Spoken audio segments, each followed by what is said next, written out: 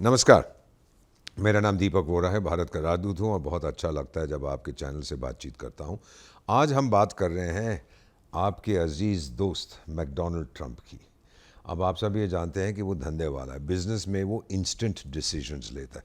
जो भी धंधा करता है, जब वो देखता है एक अपॉर्चुनिटी है, जल्दी से निर्णय लेके उस अपॉर्चुनिटी का फ़ायदा उठाता है। तो ट्रंप साहब सोचते हैं कि अंतर्राष्ट्रीय मामलों में भी जल्दी मुझे निर्णय लेने पड़ते हैं। सोचे समझे बिना वो निर्णय ले लेते हैं, देखते हैं भाई इससे मुझे इतना फ़ायदा होगा। निजी तौर पे देश को जो फ़ायदा हो वो अलग बात है, लेकिन जब बाद में उनको पता लगता है कि वो फ़ायदा नहीं हो रहा है तो अपना फिर निर्णय तुरंत बदल देते हैं।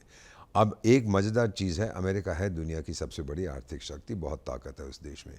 अगर फिजी ये करना चाहता है या अर्जेंटीना ये करना चाहता है, दुनिया नहीं हिलती। जैसा आप लोग खुद ही जानते हैं कि दुनिया हिल रही है जो कुछ वो कर रहा है। मेरा मानना है कि उसकी पत्नी मेलानिया ट्रंप उसकी सहयोगी हैं, उनकी बात वो सुनता है, लेकिन आने वाले समय में ट्रंप समझ जाएगा कि जो कुछ मैंने किया है उससे अमेरिका ग्रेट अगेन तो भूल जाइए। अमेरिका के जितने थोड़े बचे हुए दोस्त थे वो भी रन अगेन कर गए हैं अमेरिका से। अमेरिका बिल्कुल अकेला पड़ रहा है, माँ गा बन जाएगा, माँ मेक अमेरिका अलोन अगेन।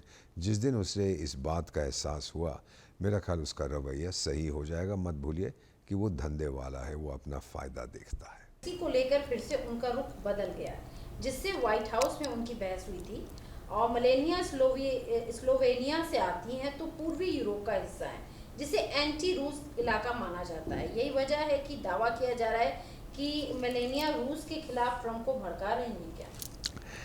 मेरा नहीं मानना कि मिलेनिया को इतनी जानकारी है। वो सही है कि वो सेंट्रल यूरोप से आती हैं, लेकिन उनका कोई पर्सनल एक्सपीरियंस मेरा नहीं ख्याल है रूस के साथ। लेकिन जो आपने अभी कहा है कि उनका रवैया, वो बेगिंस्की जो यूक्रेन वाला है और पुतिन्स्की जो रशिया वाला है और ट्रम्पिन्स्की जो अमेरिका, सबको इंस्की बना देता हूँ ना, मैं भूल जाता हूँ नाम उनके। मेरा मानना है, और ट्रंप शायद इस बात को समझता है, कि अमेरिका का नंबर वन दुश्मन रूस नहीं है। रूस तो एक यूरोपियन पावर है। भले ही वो एशिया की तरफ अभी देख रहा हो, लेकिन उसकी जो ओरिजिन्स हैं वो यूरोप में है। अपने आप को यूरोपियन समझता है। दूसरे विश्व युद्ध में भी कहा जाता है कि यूरोपियन वॉर थी, जिसमें रूस ने भी, सोवियत संघ ने भी भाग लिया, तो वो यूरोप का हिस्सा है। अब क्या होता है मैम, जो हम इस समय देख रहे हैं, यूक्रेन भी यूरोप में समझता मानता है अपने आप को, क्योंकि वो भी सोवियत संघ का हिस्सा होता था। ट्रंप की एक किताब पढ़िएगा, the art of the deal, 1984 में लिखी थी। उसमें लिखा है कि जब आप किसी से बातचीत करते हो, उसके पैरों को स्थिर ना होने दो, अपने आप नेगोशिएटिंग टैक्टिक्स बदलते रहिए। तो देखिए, कभी कहता है पुतिन बदमाश है, वो वॉर क्रिमिनल है, वो गुंडा है, वो डाकू है, हत्यारा है, ये है वो है। फिर कहता है पुतिन कितना अच्छा आदमी है। फिर बेगिंस्की के बारे में कहता है, फिक्र मत करो बेगिंस्की, लड़ते जाओ, हम तुम्हारे साथ हैं। फिर कहता है, अबे बेगिंस्की कमीने, ये क्या कर रहा है तू, क्यों लड़ रहा है रूस के साथ? तो वो बदलता रहता है ताकि कोई ये समझ ना पाए कि वो ट्रंप के साथ कौन से लेवल पर खड़ा है। ये बहुत पुरानी टैक्टिक है। चाणक्य ने भी यही कहा है कि जो जिससे आप बात करते हो वो आपको फॉर ग्रांटेड ना ले सके। तो ये उसका आइडिया है। मेरा मानना है अब उसने फैसला कर लिया है, 15 अगस्त को हमारे स्वाधीनता दिवस पर बातचीत होने वाली है पुतिन्स्की और ट्रम्पिन्स्की की अलास्का में। अलास्का को थोड़ा इमोशनल सिग्निफिकेंस भी है। पहले ये रूस का हिस्सा होता था, फिर 200 साल पहले अमेरिका ने इसको ख़रीद लिया था, और दोनों के बीच में जो डिस्टेंस है वो बहुत कम है, 3-4 किलोमीटर। आप अगर अलास्का की समुद्री तट पर खड़े हों तो आप रूस के को देख भी सकते हैं वहाँ से। तो मेरा ये मानना है कि जब ये मुलाकात इनकी होगी, ट्रंप बोलेगा पुतिन को, पुतिन तो क्या चाहता है, पुतिन बोलेगा देख टाइगर, जो रूसी इलाके हैं यूक्रेन के, ईस्टर्न यूक्रेन के, वो मैं हड़प कर चुका हूँ और अब मैं डिकार भी नहीं लूँगा। और दूसरा, नेटो में यूक्रेन शामिल नहीं होगा। अग्रीड? ट्रंप बोलेगा अग्रीड। अब तू ये सुन, तू चीन के साथ अपने संबंध कम कर दे, और जब मैं चीन को ठोकूंगा तू बीच में दखल मत दियो। बेसिकली इन दोनों हाथ मिलाएंगे, और फिर वो जो बेचारा यूक्रेनियन है, बेचारा कि तो बदमाश है, दौड़ा आएगा, मैं क्या करूं भाई, अब ये क्या करना है इसका, चलो न्यूयॉर्क में तू एक कोई रेस्टोरेंट खोल दे, वहाँ रात को खड़ा होकर कॉमेडी कर लिया कर, तेरा तो धंधा पहले वही था, तू तो कॉमिक होता था, कॉमेडियन होता था, अब वही वहाँ पर जाके करियो। सो दुनिया में कम से कम एक जंग कम हो जाएगा। सर, यही नहीं, अगर हम चीन और पाकिस्तान को लेकर भी उनके बदले हुए रुख की बात करें, तो आखिर मैं आपको सीधी बात बताता हूँ, मेरे बहुत से दोस्त हैं चाइनीज़ एम्बेसडर्स, हम मिलते रहते थे। 6 देशों में मैं आपका राजदूत रहा हूँ। तो जब भी हम बात करते थे वो रिटायर होने के बाद कुछ विदेशों में चले जाते हैं, फिर वो मुंह खोलते हैं। चीन में बैठे हैं तो मुंह नहीं खोलते। अगर आप उससे पूछोगे कि भाई समय क्या है, बोलेगा रुक जाओ मैं पहले बीजिंग को फ़ोन करके पूछता हूँ आपको समय बता सकता हूँ कि नहीं। तो इसमें बड़ा मज़ेदार चीज़ ये है कि चीन चाहता है और मानता है कि एक फॉरेस्ट में, एक वन में दो शेर नहीं हो सकते। कहता है मैं शेर हूँ, भारत कहता है देख टाइगर, मुझे कोई दिक्कत नहीं है तू शेर है, लेकिन मुझे गीदड़ मत समझ, मैं भी शेर हूँ।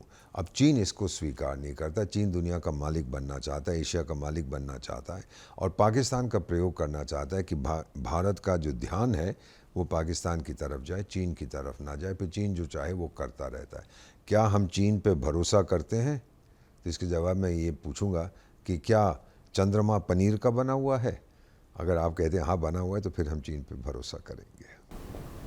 सर, सत्ता में आने से पहले ट्रम्प बाइडेन पर ये आरोप लगाते रहे हैं कि बाइडेन सरकार ऑटो पेन पर चल रही है, यानी बाइडेन के नाम पर कोई और फैसले की फाइल पर हस्ताक्षर कर देता है। अब क्या ट्रम्प पर भी यही आरोप लग रहे हैं? तो क्या ट्रम्प प्रशासन भी मेरा नहीं ऑटो पेन ख्याल पे चल रहा है? मेरा नहीं ख्याल कि वो जो कहते हैं ऑटो क्रूज़ कंट्रोल पे चल रहा है या कोई उसको संभाल रहा है, उसके लिए निर्णय ले रहा है। नहीं, अमेरिका का जो जिसे हम कहते हैं काला राज्य जो है, ब्लैक स्टेट, वो काफ़ी हद तक ट्रम्प के साथ अपनी दोस्ती कर चुका है। पहली बार जब ट्रम्प आए थे उन्होंने कहा था कि ये जो काला स्टेट है, डीप स्टेट जिसे आप कहते हैं, मैं डार्क स्टेट कहता हूँ, मैं उसको नष्ट कर दूंगा। वॉशिंगटन का की जो दलदल है मैं उसको साफ कर दूँ, नहीं कर पाया। अब उसके साथ उनकी दोस्ती हो गई, समझौता हो गया। तो मेरा मानना है डिसीजन वो खुद लेता है, लेकिन कोई भी अगर निर्णय ले, कोई भी राष्ट्रपति हो, आप हैं, मैं हूँ, कोई और है, उसको इनपुट चाहिए। अगर भाई पूछे कोई उससे कि तेरी नीति क्या है फिजी की तरफ, तो कहेगा फिजी के बारे में मुझे बताओ, अमेरिका के साथ क्या संबंध है, हमें तंग किया, हमारे से दोस्ती करते हैं, हमारे लोग वहाँ, उनके लोग यहाँ हैं। अगर वही गलत उसको जानकारी दी जाए तो फिर उसका निर्णय सही नहीं होगा। इसको कहते हैं हम एको चेम्बर। कई बार वो वही सुनता है जो वो सुनना चाहता है और लोग समझ जाते हैं। हमारे देश में अक्सर होता है हमारे लीडर्स के साथ, लोग वही कहते हैं जो वो सोचते हैं कि वो जानना चाहता है। प्राइम मिनिस्टर नरेंद्र मोदी के साथ बात अलग है। वो सीधा कहते हैं कि मुझे सच बताओ, भले ही कड़वा सच हो, बट मैं तो जानता हूँ इस बात को, मैंने देखा है इसको। वो कहते हैं कि मुझे सच बताओ, भले ही वो सच कड़वा हो, पर मुझे झूठ मत बोलो।